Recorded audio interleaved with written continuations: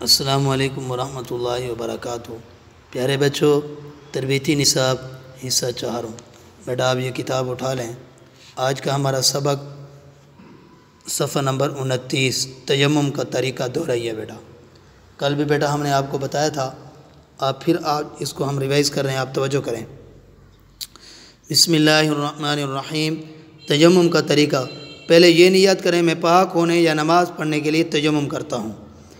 Number 2، نیت کے بعد دونوں ہاتھوں کی ہتھیلیوں کو انگلیوں سمیت پاک مٹی پر ماریں، پھر ہاتھ جھاڑ کر پورے چہرے پر پھیلیں۔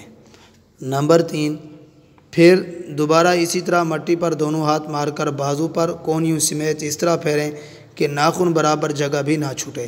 اگر ناخن برابر بھی کوئی جگہ چھوٹ گئی تو تیمم نہ ہوگا، اور انگلیوں کا خلال بھی کریں۔ وضو اور غسل کے تیمم میں کوئی فرق نہیں ہے۔ اگر غسل کی ضرورت پیش آ گئی ہے، وہاں پر پانی نہیں ہے یا بیماری ہے، کوئی مسئلہ ہے، تو یہاں پر بھی آپ تیمم کریں گے، لیکن طریقہ یہی ہے۔ جس سے وضو ٹوٹ جاتا ہے ان چیزوں سے تیمم بھی ٹوٹ جاتا ہے۔ اگر پانی مل جائے یا پانی استعمال کرنے پر قدرت ہو جائے تو اس سے بھی تیمم ٹوٹ جاتا ہے۔